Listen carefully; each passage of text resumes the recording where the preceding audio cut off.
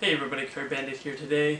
What I wanted to do is just go over a flourish in mine called Triple Threat.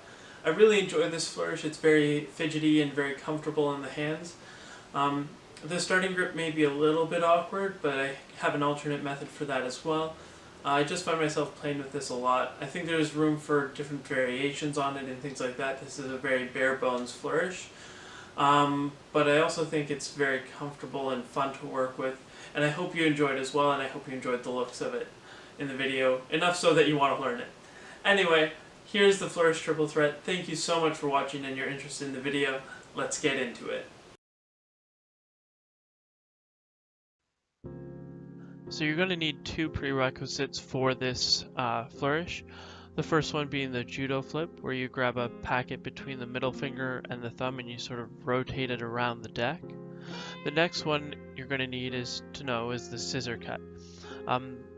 The reason that you're going to need to know both of these is because you're going to be doing a combination of the two moves together in order to do this flourish. So the Judo Flip and the Scissor-Cut, those are what you're going to need to know, and I'll leave links in the description where you can find tutorials on both of those. So to start the cut, what you're going to be doing is getting into this really awkward grip that might be hard for those of you with smaller hands. So I'm actually going to teach an alternate method to this starting grip at the end. But essentially what you're going to be doing is you're going to be grabbing the deck with your thumb and your middle finger on opposite corners of the deck. And then your ring finger is going to come down on the corner that's in line with the thumb. So that way you sort of have the deck gripped in this claw-like position. From the starting grip, we're going to go into the opener.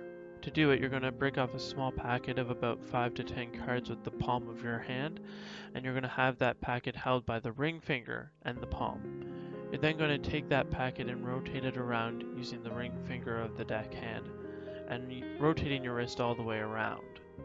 Since your hands come over top of that card, you're actually in perfect position to grab the deck in straddle grip.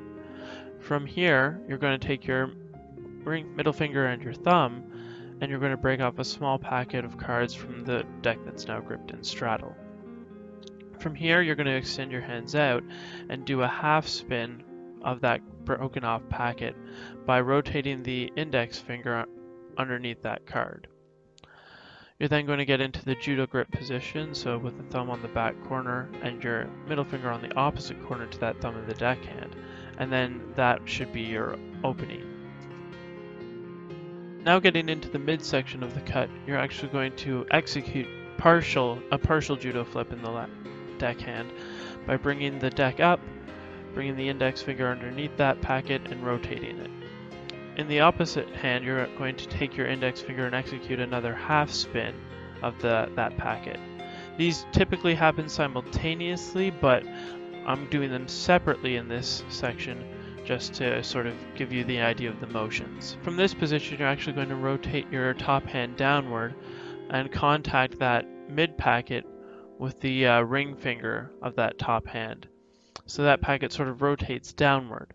You're then going to bring the deck on top of that packet, sort of closing that deck on top of it, and that should rotate it again about 180 degrees, so it's now facing downward. The packet in the deck hand that's gripped with the ring finger and the thumb is now going to be hinged using the index finger, and you're going to flip it on top of the deck.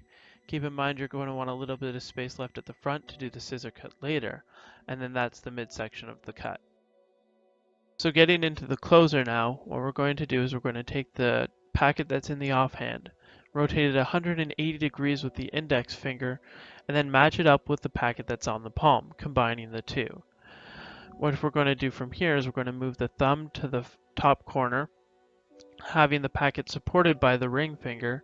We're going to take the index finger and pinch that corner that the thumb's already on.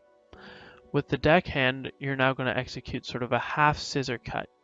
You're going to move the deck out of the way and pull that packet underneath the deck, but don't close just yet, because from here you're going to turn your wrist, and that pinched packet you're going to rotate it again 180 so it's facing the correct way for that packet that's in the palm, and then you close the rest of the deck on top.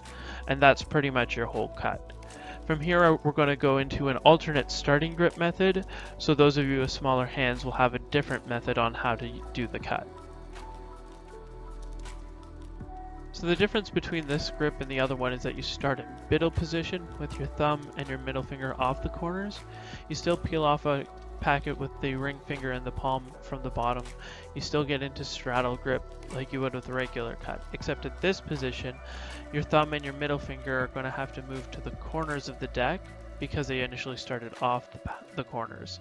So then you can continue on with the packet cut as normal, but you just have to move your thumb and your middle finger over to the corners to take off the packet. While this position is more comfortable to start in, I find that it can ruin the flow because you have that extra movement of the thumb and the middle finger having to go to the corners as opposed to them already being there, which is what you get if you use the claw grip that I start with. So feel free to play around with it.